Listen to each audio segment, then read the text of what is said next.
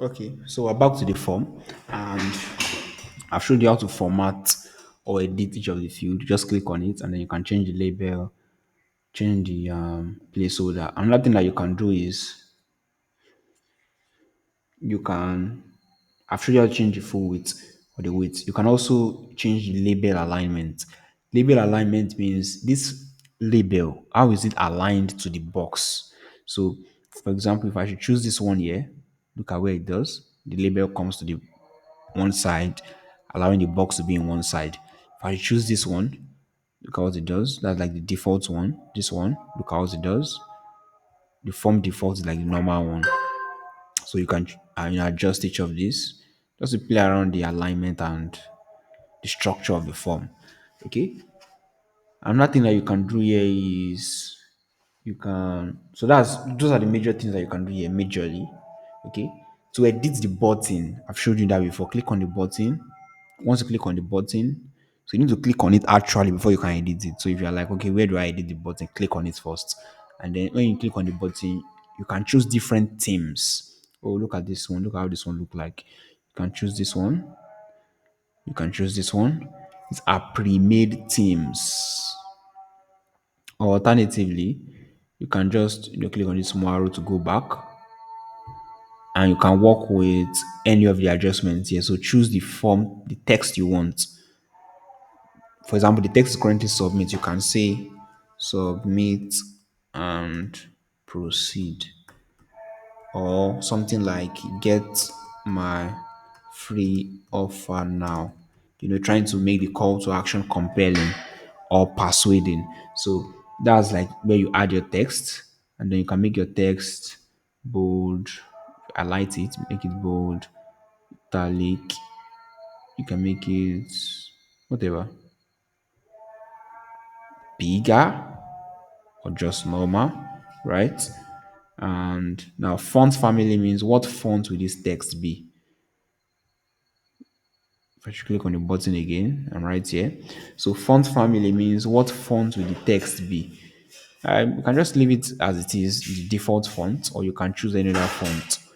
Font is like the writing, how it is, the style of the text, the style. Okay. Now font size means what size is this font? It's currently on 14. If I change it to 17, look at what happens. It becomes bigger. Change to 20, way more bigger. So that's the size of the font. And we have font width. Font width is how thick it is. So it's currently on 500. If I should do 300, not very thick. If I should do 700, can become more thick. Although I think there's a limit to that because there's not much difference. But that means the weight of the font actually. Okay.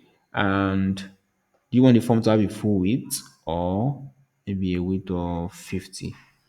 Sorry, do you want the button to have a full width or maybe like a width of 50? You can use this toggle. So if it's currently by default like this, full width. If I toggle it off and I come to the size here, I can make it like 80.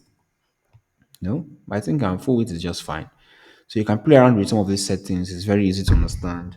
Then we have alignment. Alignment means the alignment of the text. The text is currently aligned to the middle. So this is left alignment, middle alignment, right alignment.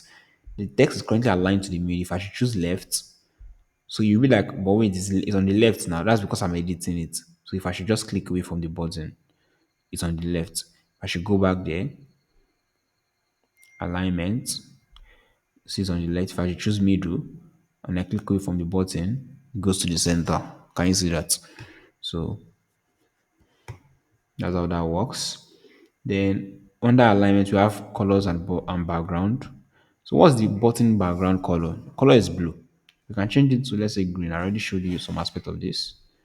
Change it to like green. These are just some customization. Still coming to more stuff. And the font color, the font. Get my free offer now.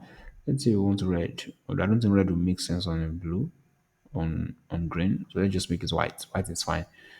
And subtext color. Subtext means a little text that's under the text, under this text.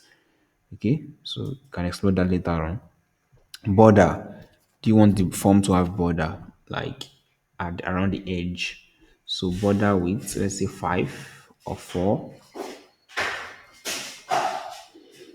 and then border means around the edge once again. So if I should click on the button, come down here to border. I currently have a border width of 4. Let's say I increase that to like 30.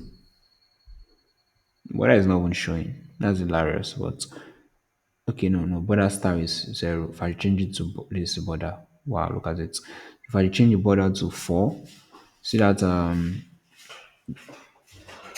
blue border that shows up around the button. Border means like around edge. Okay, I can change it to 2.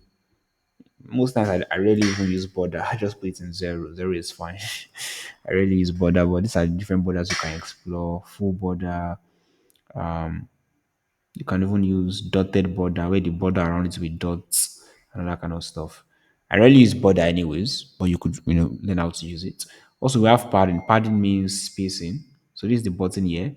The spacing between get my free offer now and the top of the button is like 12 pixel. I could change this from 12 to click on this to like let's say 140. That's way too big. Was it 20? 20 looks okay, right? Also, the spacing between the text get my free offer now and the button below is 12. I change to 20 and it just increases that space, allowing the text to, hang freely in between the button. Got it? So there are some adjustments you can make to the button. In the next lesson, I'll show you some adjustments you can make to the form itself. Once again, I'm just showing you the around the canvas and the adjustments you can make. I've not even shown you how to create custom field or how you can, create new fields that you want and how to work with some of these other fields. I'll come to that shortly. Just some customizations first. See you in the next lesson.